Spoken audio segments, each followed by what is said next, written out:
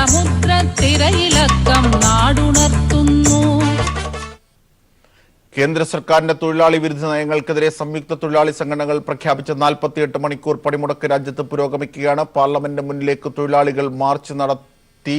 വിവരങ്ങളുമായി ഇപ്പോൾ ഹരീഷ് ചേരുന്നു. ഹരീഷ്, രാജ്യമൊട്ടാകെ കേന്ദ്ര സർക്കാരിന്റെ തൊഴിലാളി വിരുദ്ധ ജനദ്രോഹ നയങ്ങൾക്കെതിരെ പ്രതിഷേധം ആഞ്ഞടിക്കുകയാണ്, അലയടിക്കുകയാണ്. ഈ ഒരു ഘട്ടത്തിൽ കൂടിയാണ് ഇന്ന് തലസ്ഥാന നഗരിയിൽ പാർലമെന്റ് മാർച്ചും ഉണ്ടായിരുന്നത്.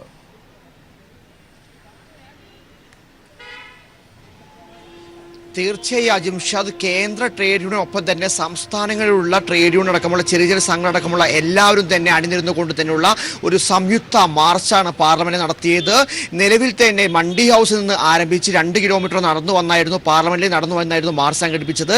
എന്നാൽ പാർലമെന്റിലേക്ക് പോകുന്ന വഴി വെച്ച് പോലീസ് തടയുന്ന സാഹചര്യം ഉണ്ടാകുന്നു. എന്നാൽ ഒരു തരത്തിലുമുള്ള അക്രമ പരമ്പരകളോ ഒരു തരത്തിലുള്ള പ്രശ്നങ്ങളോ ഉണ്ടാക്കാതെ തടഞ്ഞ സ്ഥലത്ത് തന്നെ എല്ലാവരും ഒത്തുചേർന്നുകൊണ്ട് മുദ്രാവാക്യം വിളിച്ചുകൊണ്ട് തന്നെ അവരുടെ ആവശ്യങ്ങൾ കാണിച്ചുകൊണ്ട് തന്നെ ദേശീയ നേതാക്കളടക്കമുള്ള വൃന്ദാക്കളടക്കമുള്ള നേതാക്കൾ അണിനിരന്നുകൊണ്ട് തന്നെ പരിപാടി പങ്കെടുക്കുന്നു. അവർ സംസാരിക്കുന്ന ഘട്ടം ഉണ്ടാകുന്നു. ഒരു തരത്തിലുമുള്ള ആക്രമമോ അല്ലെങ്കിൽ ഒരു തരത്തിലുള്ള പോലീസിനെ പ്രകോപിക്കുന്ന തരത്തിലുള്ള ഒരു പ്രശ്നങ്ങളും ഉണ്ടാക്കാതെ തീർച്ചയായും സംയമനം പാലിച്ചുകൊണ്ട് തന്നെയുള്ള ഒരു നല്ലൊരു പണിമുടക്ക് തന്നെയാണ്. അതിന് പ്രതിഷേധ മാർച്ച് തന്നെയാണ് ഇപ്പോൾ ദില്ലിയിൽ നടന്നത്. പ്രതിഷേധ മാർച്ച് കഴിഞ്ഞിരിക്കുന്നു. ഇനി വൈകുന്നേരം 4 മണിക്ക് എല്ലാ സംഘടനകളും ചേർന്ന് സംയുക്ത ട്രേഡ് യൂണിയൻ എല്ലാവരും ചേർന്ന് പത്രസമ്മേളനം വിളിച്ചിട്ടുണ്ട്. ആ പത്രസമ്മേളനത്തിൽ വെച്ച് വ്യക്തമായ റിപ്പോർട്ടുകൾ ഈ വിഷയവുമായി ബന്ധപ്പെട്ടുകൊണ്ടുള്ള പണിമുടക്കിൽ എത്ര പേർ പങ്കെടുത്തു, ഏതെല്ലാം തരത്തിൽ പണിമുടക്ക് വിജയകരമായി എന്നുള്ള കാര്യങ്ങളെല്ലാം തന്നെ അവർ ചൂണ്ടിക്കാണിക്കും. നിലവിൽ ഇന്നലത്തെ ഔദ്യോഗിക റിപ്പോർട്ടുകൾ പ്രകാരം 20 കോടി ജനങ്ങളാണ് ഈ പറയുന്ന പണിമുടക്കിൽ അണിനിരുന്നതെന്നുള്ള വാർത്തകൾ വന്നിരുന്നു.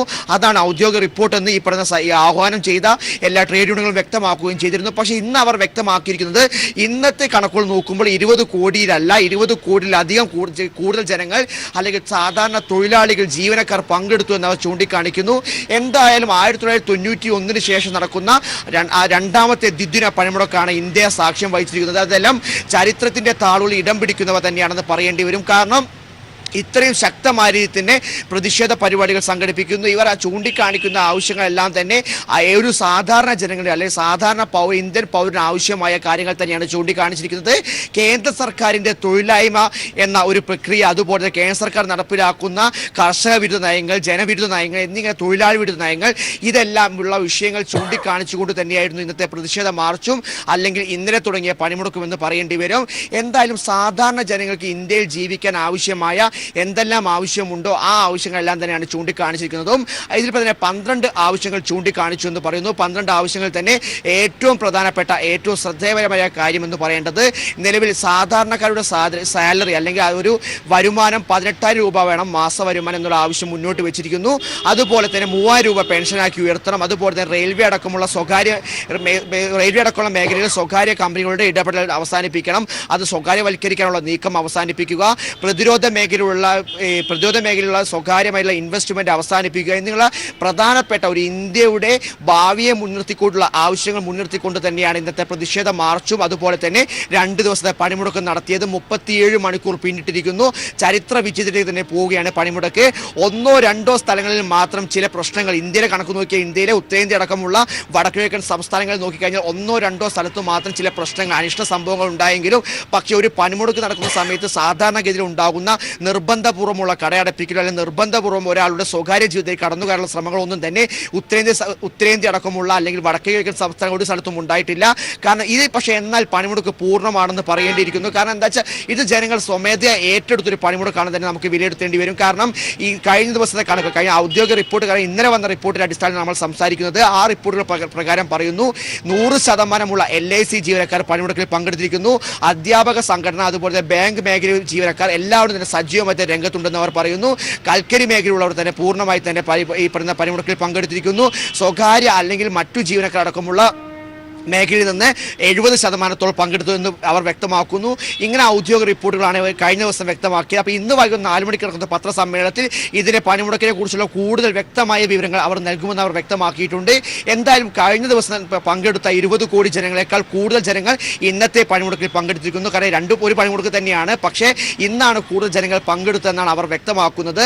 നിലവിൽ ഈ പറഞ്ഞ പണിമുടക്കിന് അനുകൂലമായിക്കൊണ്ട് തന്നെ ഈ കിസാൻ സഭ അടക്കമുള്ള പല സംഘടനകളും ഇതിനകം രംഗത്ത് വന്നിരുന്നു. കിസാൻ സഭ അതിന്റെ അടിസ്ഥാനത്തിൽ ഇന്ത്യയിൽ പല ഗ്രാമപ്രദേശങ്ങളിലും ഗ്രാമീണ ഭാരത ബന്ദ് എന്നൊരു ബന്ദ് നടത്തുകയായിരുന്നു. ആ ബന്ദ് വളരെ വിജയത്തിലേക്ക് പോയിരിക്കുന്നു. ആ ബന്ദ് വിജയത്തിലേക്ക് പോയി എന്ന് പറയാനുള്ള പ്രധാനപ്പെട്ട കാരണം ഉത്തർപ്രദേശിലെ പല ഗ്രാമീണ മേഖലയിലും വാഹനഗതാഗതം പൂർണ്ണമായി തടസ്സപ്പെട്ട സാഹചര്യം ഉണ്ടാവുന്നു. എന്തായാലും കൂടുതൽ 20 കോടി ജനങ്ങൾ സജീവമായി തന്നെ ഒരു പണിമുടക്കുമായി രംഗത്തേക്ക് വരുമ്പോൾ ഏറ്റവും കൂടുതൽ പ്രതിസന്ധിയിലാവുന്നത് മോദി സർക്കാരാണ്. കാരണം മോദി 2019 ഇലക്ഷനെ നേരിടാൻ വേണ്ടി തയ്യാറാവുന്ന സാഹചര്യമാണ് ഇന്ന് ഇന്ത്യയിലുള്ളത്. അതുപോലെ തന്നെ ഇന്നത്തെ ഈ ഘട്ടത്തിൽ ഏറ്റവും സജീവമായി തന്നെ തൊഴിലാളികൾ രംഗത്ത് വരുന്നു എന്നുള്ള സാഹചര്യം കേന്ദ്ര സർക്കാരിന് വളരെ വലിയ തിരിച്ചടി തന്നെയാണ്. എന്തായാലും പണിമുടക്ക് വലിയൊരു വിജയമാണെന്ന് തന്നെ പറയേണ്ടി വരും. ഇന്ന് അർദ്ധരാത്രി 12 മണിയോടുകൂടി തന്നെ പണിമുടക്ക് അവസാനിക്കും. അജിംഷാദ്. ശരി, ഹരീഷാണ് വിവരങ്ങൾ നൽകിയത്. ഇടവേളയ്ക്ക് ശേഷം വേഗം കേരളത്തിലെ പണിമുടക്കിന്റെ വിവരങ്ങളിലേക്ക് എത്താം. ഇടവേള. മോദി സർക്കാരിനെതിരായ ശക്തമായ താക്കീതാണ് തൊഴിലാളി സമരമെന്ന് CPIM സംസ്ഥാന സെക്രട്ടറി കോടിയേരി ബാലകൃഷ്ണൻ. തൊഴിലില്ലാത്ത യുവാക്കളെ ജാതീയമായി വിഭജിക്കാനാണ് കേന്ദ്ര സർക്കാർ മുന്നോക്ക സംവരണ ബിൽ ധൃതി പിടിച്ചു കൊണ്ടുവന്നതെന്നും മുന്നോക്ക വിഭാഗങ്ങളിലെ പാവപ്പെട്ടവർക്ക് ഇതുകൊണ്ട് പ്രയോജനം ലഭിക്കില്ല എന്നും കോടിയേരി പറഞ്ഞു. ഈ പണിമുടക്കം നടക്കുന്ന സന്ദർഭത്തിൽ തന്നെ ഇത്തരമൊരു ബില്ല് കൊണ്ടുവന്നത് അതൊരു സമരത്തിനുന്നയിച്ചിരിക്കുന്ന ആവശ്യം ചർച്ചാ വിഷയമാകുന്നതിനുള്ള ഉദ്ദേശത്തോടു കൂടിയും ലോകസഭാ തിരഞ്ഞെടുപ്പ് മുന്നിൽ വെച്ചുകൊണ്ടുള്ള ഒരു രാഷ്ട്രീയ തട്ടിപ്പ് മാത്രമാണ്. ആത്മാർത്ഥതയോടുകൂടി കൊണ്ടുവന്ന ഒരു നിയമമല്ല.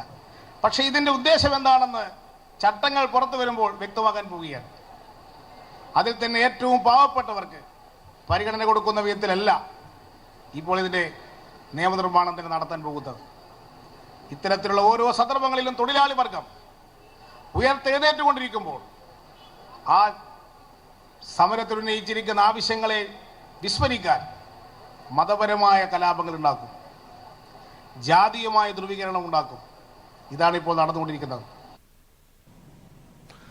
RSSന്റെ നെടുമങ്ങാട് ജില്ലാ കാര്യാലയത്തിൽ police raid. Nedumangad circle inspector സജിമോന്റെ നേതൃത്വത്തിലാണ് റെയ്ഡ് നടക്കുന്നത്. റെയ്ഡിൽ കാര്യാലയത്തിനുള്ളിൽ നിന്നും കല്ലും ദണ്ഡയും പിടികൂടി. നെടുമങ്ങാട് പോലീസ് സ്റ്റേഷന് നേരെ ബോംബെറിഞ്ഞ സംഭവത്തിൽ ജില്ലാ പ്രചാരകൻ പ്രവീണിനെ പോലീസ് തിരയുകയാണ്. വിവരങ്ങളുമായി ഇപ്പോൾ ജീവൻ കുമാർ ഞങ്ങളുടെ പ്രതിനിധി ചേരുകയാണ്. ജീവൻ, അതായത് ബോംബെറിയുന്നതിന്റെ CCTV ദൃശ്യങ്ങൾ വലിയ രീതിയിൽ പ്രചരിക്കുക കൂടി ചെയ്ത ഒരു സാഹചര്യത്തിൽ ശക്തമായ നടപടികളാണ് നടക്കുന്നത്. ഒരുപക്ഷെ ഈ കാര്യാലയത്തിലെ റെയ്ഡിൽ നിന്നും ഒരു രാഷ്ട്രീയ പൊതുപ്രവർത്തന മേഖലകളിൽ നിന്ന് ലഭിക്കാത്ത തരത്തിൽ, അല്ലെങ്കിൽ ഒരിക്കലും പാടില്ലാത്ത തരത്തിലുള്ള ആയുധങ്ങളാണോ പിടിച്ചെടുത്തത്? അല്പസമയങ്ങൾക്ക് മുമ്പാണ് തിരുവനന്തപുരം നെടുമങ്ങാട്ടെ RSSന്റെ ജില്ലാ കാര്യാലയത്തിൽ റെയ്ഡ് ആരംഭിച്ചത്. നെടുമങ്ങാട് സർക്കിൾ ഇൻസ്പെക്ടർ സജിമോന്റെ നേതൃത്വത്തിലുള്ള സംഘമാണ് ഇപ്പോൾ റെയ്ഡ് അവിടെ നടത്തിക്കൊണ്ടിരിക്കുന്നത്.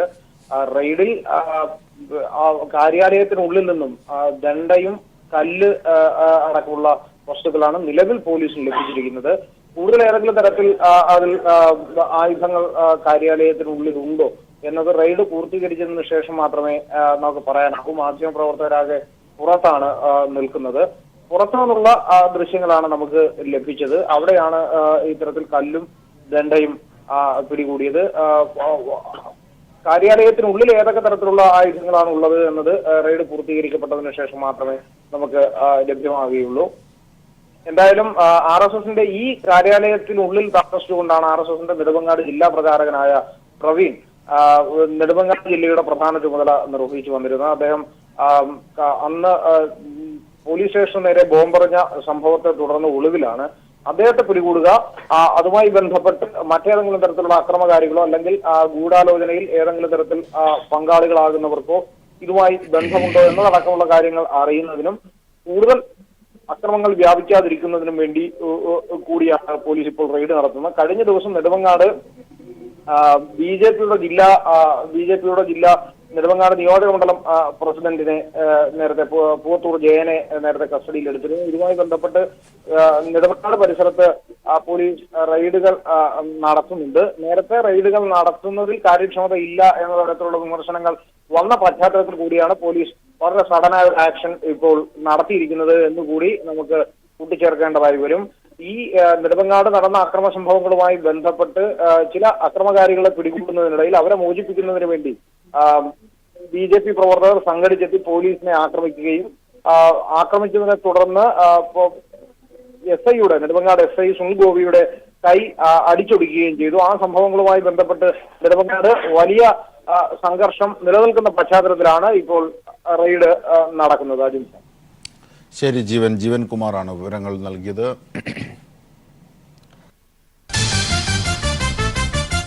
പണിമുടക്കം സമരകലയുടെ തുടിമുഴക്കം ദുരിതമർദ്ദിത ജനസമുദ്ര തിരയിലക്കം നാടുണർത്തുന്നു. ഇപ്പോൾ കേരളത്തിലെ ദേശീയ പണിമുടക്ക് പ്രതിഫലിക്കുന്ന രണ്ടാം ദിവസത്തിൽ എങ്ങനെയെന്നറിയാം. ഏറ്റവും പുതിയ വിവരങ്ങളുമായി ഷീജ ഞങ്ങളുടെ പ്രതിനിധി ചേരുകയാണ്. ഷീജ, ദില്ലിയിൽ പാർലമെന്റിലേക്ക് വലിയ മാർച്ചോടുകൂടിയാണ് കാര്യങ്ങൾ പുരോഗമിക്കുന്നത്. സമാധാനപരമായും സമഗ്രമായും തന്നെയാണ് തൊഴിലാളികൾ അവരുടെ പ്രതിഷേധം തൊഴിലാളി സംഘടനകൾ നടത്തിവന്നത് ഇന്നലെയും ഇതുവരെയും. എന്തൊക്കെയാണ് ഏറ്റവും പുതിയ വിവരങ്ങൾ?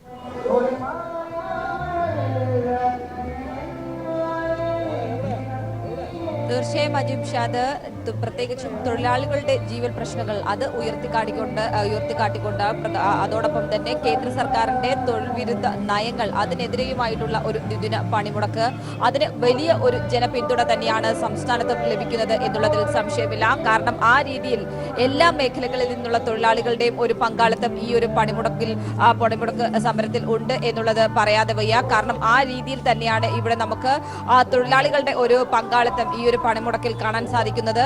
കാരണം ഒരു ചെറുകിട സ്ഥാപനമെന്നോ വൻകിട സ്ഥാപനമെന്നോ എന്നുള്ളൊരു വ്യത്യാസം ഇതിൽ കാണുന്നില്ല.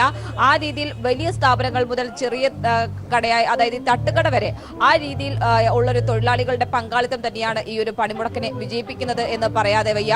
ആ രീതിയിൽ ഒരു പങ്കാളിത്തം തന്നെയാണ് ജനങ്ങളുടെ ഭാഗത്തു നിന്നും ഉണ്ടായിക്കൊണ്ടിരിക്കുന്നത്. ഏതായാലും പൊതുഗതാഗത സംവിധാനത്തിന്റെ കാര്യം എടുക്കുമ്പോൾ ചില സ്വകാര്യ വാഹനങ്ങൾ മാത്രമാണ് നിരത്തിൽ ഇന്നും ഇറങ്ങുന്നത്. കഴിഞ്ഞ ദിവസത്തെ സമാനമായ സാഹചര്യം തന്നെയാണ് ഇന്നും കേരളത്തിൽ ഇതുമായി ബന്ധപ്പെട്ടുള്ളത്.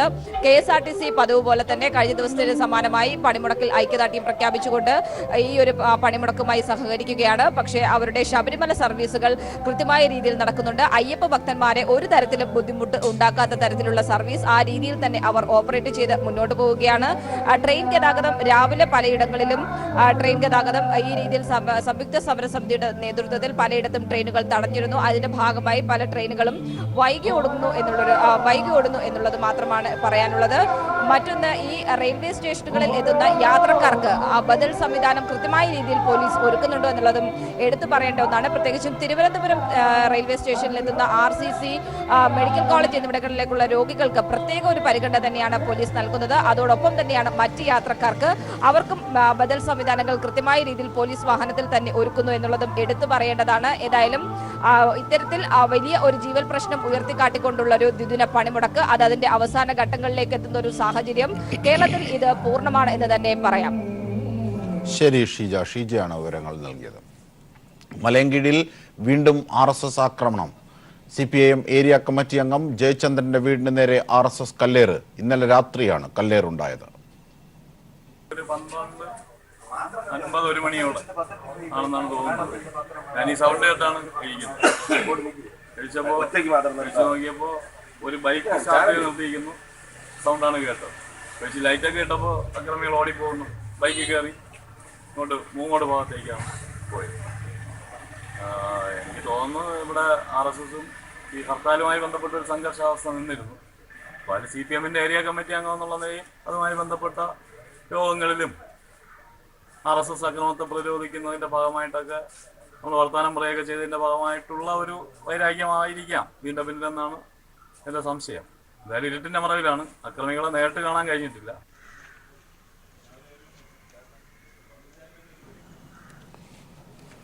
പണിമുടക്കിനിടെ തിരുവനന്തപുരത്ത് SBIക്ക് നേരെ ഉണ്ടായ ആക്രമണം അപലപനീയമെന്ന് കോടിയേരി ബാലകൃഷ്ണൻ. സംഭവം സമരസമിതി പരിശോധിക്കുമെന്നും സർക്കാരിനും പോലീസിനും നിയമ നടപടിയുമായി മുന്നോട്ട് പോകാമെന്നും കോടിയേരി പറഞ്ഞു. ഒരു കാരണവശാലും ഒന്നിലും ആരെയും നിർബന്ധിച്ച് ചെയ്യിപ്പിക്കാൻ പാടില്ല എന്നുള്ളതാണ് സംയുക്ത സമരസമിതി പരസ്യമായി പ്രഖ്യാപിച്ചിട്ടുള്ളത്. അതിന് വിരുദ്ധമായി ചെയ്തവർ ആരാണെന്ന് കണ്ടെത്തും. അവർക്കെതിരായിട്ട് നിയമാനുസൃതമായ നടപടി സർക്കാരിന് സ്വീകരിക്കുകയും ചെയ്യും. ഒറ്റപ്പെടലിൽ ഇത്തരം സംഭവങ്ങൾ അത് സമരത്തിന്റെ ഭാഗമല്ല. അത്തരം സംഭവങ്ങളെ അപലപിക്കും. തിരുവനന്തപുരത്ത് SBI ബാങ്കിന് നേരെ ഉണ്ടായ ആക്രമണത്തെ അപലപിക്കുന്നതായി CITU സംസ്ഥാന പ്രസിഡന്റ് ആനത്തലവട്ടം ആനന്ദൻ. അക്രമം നടത്തിയവർക്ക് സമരസമിതിയുമായി ബന്ധമില്ല. ഇവർ സമരാനുകൂലികൾ അല്ലെന്നും സമരത്തെ തകർക്കാൻ ശ്രമിക്കുന്നവരാണെന്നും ആനത്തലവട്ടം പ്രതികരിച്ചു. ഇപ്പൊ തിരുവനന്തപുരത്ത് SBIയുടെ ട്രസ്റ്റ് ബ്രാഞ്ചിൽ 10-12 ആളുകൾ കയറി അവിടുത്തെ മാനേജറുടെ ക്യാബിനകത്ത് ശല്യമുണ്ടാക്കി അത് നഷ്ടം വരുത്തിയെന്ന ഒരു വാർത്ത വന്നിട്ടുണ്ട്. അതിനെ ഞങ്ങൾ ശക്തിയായി അപലപിക്കുന്നു. അതിൽ ഈ സംയുക്ത സമരസമിതിക്കും CITUവിനും ഒരു ബന്ധവുമില്ല. കുറ്റവാളികൾക്കെതിരെ കൃത്യമായ നടപടി സ്വീകരിക്കാൻ ഗവൺമെന്റ് നിർബന്ധമാവും. ഗവൺമെന്റ് അങ്ങനെ നടപടി സ്വീകരിക്കുന്നതിന് മാർഗമുണ്ട്. അവർക്ക് ഈ സംയുക്ത സമരസമിതിയുമായിട്ടോ പണിമുടക്കുമായിട്ടോ ബന്ധമുള്ളവരല്ല.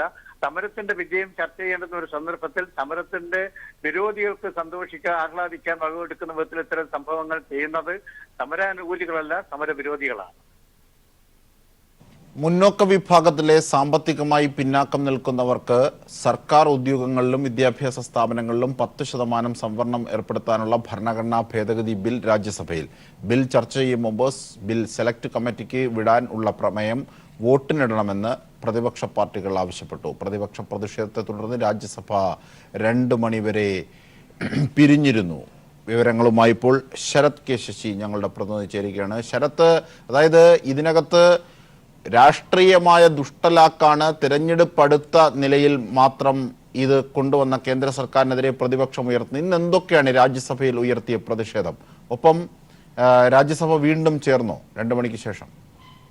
ജിംഷാദ്, രാജ്യസഭാ നടപടികൾ നേരത്തെ നിർത്തിവെച്ചെങ്കിലും ഇപ്പോൾ രാജ്യസഭാ നടപടികൾ പുനരാരംഭിച്ചിട്ടുണ്ട്. നേരത്തെ രാവിലെ പൗരത്വ ഭേദഗതി ബില്ല് ലോക്സഭയിൽ പാസ്സായതിനെ തുടർന്ന് അസമിൽ സംഘർഷങ്ങൾ ഉണ്ടായിരുന്നു. ഈ സംഘർഷങ്ങൾ സഭ നിർത്തിവെച്ച് ചർച്ച ചെയ്യണമെന്നാവശ്യപ്പെട്ടുകൊണ്ട് കോൺഗ്രസ് ഉൾപ്പെടെയുള്ള പ്രതിപക്ഷ പാർട്ടികൾ പ്രക്ഷോഭം സംഘടിപ്പിച്ചിരുന്നു സഭയ്ക്കകത്ത്. അതിനെ തുടർന്ന് രാജ്നാഥ് സിംഗ് 2 മണിക്ക് മറുപടി നൽകുമെന്നുള്ള ഒരു വിശദീകരണം കേന്ദ്ര സർക്കാർ നൽകുകയും അതിന്റെ ഭാഗമായി ഇപ്പോൾ രാജ്നാഥ് സിംഗ്, ആഭ്യന്തരമന്ത്രി രാജ്നാഥ് സിംഗ് ഇപ്പോൾ ആ സംഘർഷവുമായി ബന്ധപ്പെട്ടതുമായ വിഷയങ്ങൾ ഇപ്പോൾ അതുമായി ബന്ധപ്പെട്ട് രാജ്യസഭ മറുപടി നൽകിക്കൊണ്ടിരിക്കുകയാണ്. ഭരണഘടനാ ഭേദഗതി ബില്ലിലേക്ക് കടക്കുകയാണെങ്കിൽ രാവിലെ ഈ ഒരു പ്രതിഷേധത്തിനിടയിൽ അസം സംഘർഷവുമായി ബന്ധപ്പെട്ട പ്രതിഷേധങ്ങൾക്ക് ഇടയിലായിരുന്നു കേന്ദ്ര സാമൂഹിക ക്ഷേമ വകുപ്പ് മന്ത്രി തവർചന്ദ് ഗെഹ്ലോട്ട് ബില്ല് രാജ്യസഭയിൽ അവതരിപ്പിച്ചത്. ബില്ലിന് പ്രധാന പ്രതിപക്ഷ പാർട്ടികളൊക്കെ തന്നെ അതിന്റെ ഘടകങ്ങളെ, അതിന്റെ സങ്കല്പങ്ങളെ എല്ലാം തന്നെ അനുകൂലിക്കുന്നുണ്ട് എങ്കിലും നിലവിൽ കേന്ദ്ര സർക്കാർ ഇത്തരത്തിലുള്ള ഒരു ബില്ല് കൊണ്ടുവന്നത് കൃത്യമായ രാഷ്ട്രീയ താല്പര്യങ്ങൾ മുൻനിർത്തിയാണ്, ലോക്സഭാ തെരഞ്ഞെടുപ്പ് മുൻനിർത്തിയാണ് എന്നുള്ള ലോക്സഭയിൽ ഉയർന്ന വിമർശനങ്ങൾ രാജ്യസഭയിലും ആവർത്തിക്കുന്ന ഒരു സാഹചര്യമാണ് ഉണ്ടായത്. അതിനാൽ തന്നെ ഈ ബില്ല് ഉടൻ തന്നെ സെലക്ട് കമ്മിറ്റിക്ക് വിടണമെന്ന് ഒരു ആവശ്യമായിരുന്നു പ്രതിപക്ഷ പാർട്ടികൾ ഉന്നയിച്ചത്. ഇക്കാര്യം ആവശ്യപ്പെട്ടുകൊണ്ട് DMK അംഗമായ കനിമൊഴി രാജ്യസഭയിൽ ഒരു പ്രമേയം അവതരിപ്പിച്ചിരുന്നു. ബില്ല് ചർച്ചയ്ക്കെടുക്കുന്നതിന് മുൻപ് ഈ പ്രമേയം സെലക്ട് കമ്മിറ്റിക്ക് വിടണമെന്ന് ആവശ്യപ്പെട്ടുകൊണ്ടുള്ള പ്രമേയം വോട്ടിനിടണമെന്നായിരുന്നു പ്രതിപക്ഷ പാർട്ടികളായ കോൺഗ്രസിന്റെയും CPIM-ന്റെയും DMK-യുടെയും TDP-യുടെയും ഉൾപ്പെടെയുള്ള ഈ പാർട്ടികളുടെയൊക്കെ തന്നെ ആവശ്യം. എന്നാൽ ഈ ആവശ്യം ഇതേവരെ അംഗീകരിക്കാൻ വേണ്ടി കേന്ദ്ര സർക്കാരോ അതേപോലെ തന്നെ ഉപാധ്യക്ഷനോ തയ്യാറായിട്ടില്ല. ഏതായാലും അല്പസമയത്തിനകം ബില്ലിന്മേലുള്ള ചർച്ച ആരംഭിക്കുമെന്നുള്ളത് തന്നെയാണ് മനസ്സിലാക്കേണ്ടത്. നേരത്തെ ക്രമപ്രശ്നമായി നിരവധിയായ വിഷയങ്ങളായിരുന്നു ബില്ലിന്മേൽ പ്രതിപക്ഷ പാർട്ടികൾ ചൂണ്ടിക്കാണിച്ചിട്ടുണ്ടായിരുന്നത്. ഒന്ന്, പ്രധാനമായും ബില്ല് അപൂർണമാണ്, അവതരണവും വോട്ടെടുപ്പും ഒരേ ദിവസം പാടില്ല, കേന്ദ്ര സർക്കാർ തിടുക്കത്തിലാണ് ഈ ഒരു ബില്ല് കൊണ്ടുവന്നിരിക്കുന്നത് തുടങ്ങിയിട്ടുള്ള വിഷയങ്ങളൊക്കെ തന്നെ ക്രമപ്രശ്നമായി പ്രതിപക്ഷ പാർട്ടികൾ ചൂണ്ടിക്കാണിച്ചിട്ടുണ്ട്. ഏതായാലും ചർച്ചയിലേക്ക് കടക്കുന്നതോടുകൂടി ഓരോ പാർട്ടികളും അവരവരുടെ നിലപാടുകൾ ഒരിക്കൽ കൂടി വ്യക്തമാക്കുന്നു എന്ന് തന്നെയാണ് മനസ്സിലാക്കേണ്ടത്. ലോക്സഭയിൽ എളുപ്പത്തിൽ തന്നെ 3-നെതിരെ 323 വോട്ടുകൾക്കായിരുന്നു ഭരണഘടനാ ഭേദഗതി ബില്ല് പാസ്സായത്. അതേസമയം ലോക്സഭയിൽ ഭിന്ന അഭിപ്രായമുള്ള പാർട്ടികൾ വോട്ട് ചെയ്യാൻ തയ്യാറായെങ്കിൽ ഇവിടെ അവരേത് നിലപാട് സ്വീകരിക്കുമെന്നുള്ളത് വോട്ടെടുപ്പിന്റെ സമയമാകുമ്പോൾ മാത്രമേ കൃത്യമായി നമുക്ക് മനസ്സിലാക്കാൻ വേണ്ടി സാധിക്കുകയുള്ളൂ. അജിംഷ, വാർത്തകളിലേക്ക്. തിരക്കില്ലാത്ത നേരത്ത് തമിഴ്നാട് ട്രാൻസ്പോർട്ട് കോർപ്പറേഷന്റെ വാഹനങ്ങൾക്ക് പമ്പ വരെ സർവീസ് നടത്താൻ അനുമതി.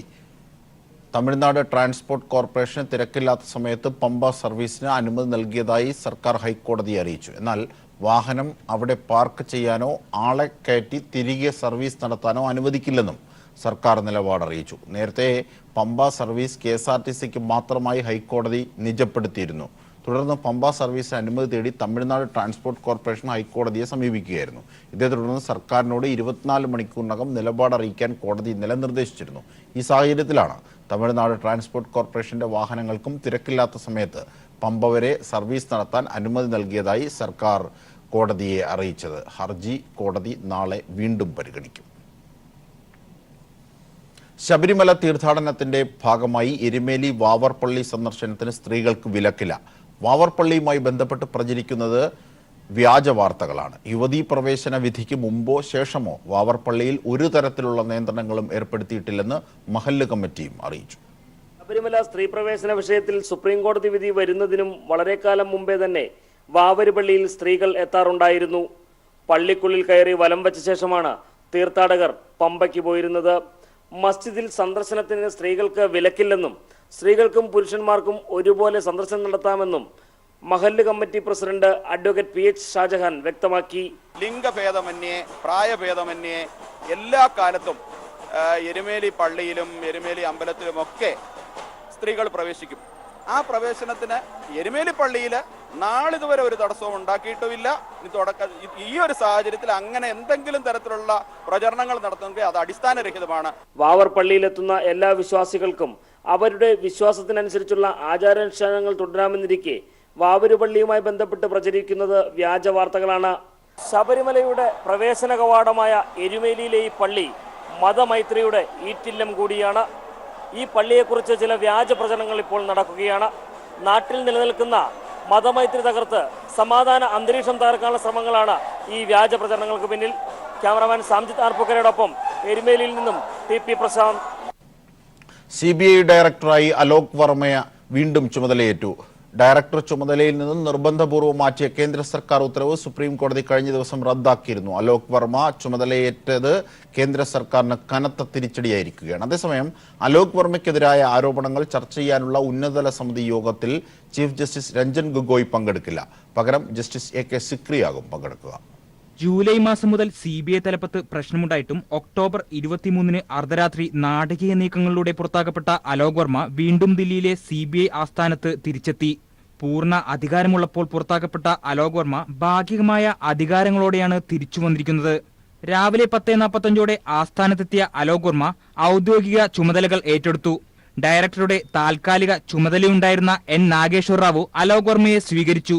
നയപരമായ കാര്യങ്ങളിൽ തീരുമാനമെടുക്കാൻ അധികാരമില്ലെങ്കിലും പുതിയ കേസുകൾ രജിസ്റ്റർ ചെയ്യുന്നതിനും പ്രാഥമിക അന്വേഷണങ്ങൾക്ക് ഉത്തരവിടുന്നതിനും അലോക് വർമ്മയ്ക്ക് തടസ്സങ്ങൾ ഉണ്ടാകില്ലെന്നാണ് വിലയിരുത്തൽ. അതിനാൽ റഫേൽ ഉൾപ്പെടെയുള്ള വിഷയങ്ങളിൽ അന്വേഷണം നടത്താൻ അലോക് വർമ്മ തയ്യാറാകുമോ എന്നതാണ് രാജ്യം ഉറ്റുനോക്കുന്നത്. റഫേൽ വിഷയത്തിൽ കേന്ദ്ര സർക്കാരിനെതിരെ അന്വേഷണം നടത്താൻ തുടങ്ങുന്ന ഘട്ടത്തിലാണ് അലോക് വർമ്മയെ നിർബന്ധപൂർവ്വം അവധിയിൽ പ്രവേശിപ്പിച്ചിരുന്നതെന്ന് കോൺഗ്രസ് ആരോപിച്ചിരുന്നു. അതേസമയം ഒരാഴ്ചയ്ക്കുള്ളിൽ ഉന്നതതല സമിതി യോഗം ചേരണമെന്ന സുപ്രീം കോടതി വിധിയുടെ അടിസ്ഥാനത്തിലുള്ള യോഗത്തിൽ ചീഫ് ജസ്റ്റിസ് രഞ്ജൻ ഗൊഗോയ് പങ്കെടുക്കില്ല. അലോക് വർമ്മയുടെ ഭാവി തീരുമാനിക്കാനുള്ള ഉന്നതതല സമിതി യോഗത്തിൽ ചീഫ് ജസ്റ്റിസിന് പകരം ജസ്റ്റിസ് AK സിക്രി പങ്കെടുക്കും. വർമ്മയെ തിരിച്ചെടുക്കണമെന്ന വിധി പ്രസ്താവം തയ്യാറാക്കിയത് ചീഫ് ജസ്റ്റിസാണ്. ഇക്കാരണത്താലാണ് പിന്മാറ്റം. പ്രധാനമന്ത്രി അധ്യക്ഷനായ ഉന്നതതല സമിതിയിൽ ലോക്സഭയിലെ ഏറ്റവും വലിയ പ്രതിപക്ഷ പാർട്ടിയുടെ നേതാവായ മല്ലികാർജുൻ ഖാർഗെയാണ് മറ്റൊരംഗം. News bureau, Delhi.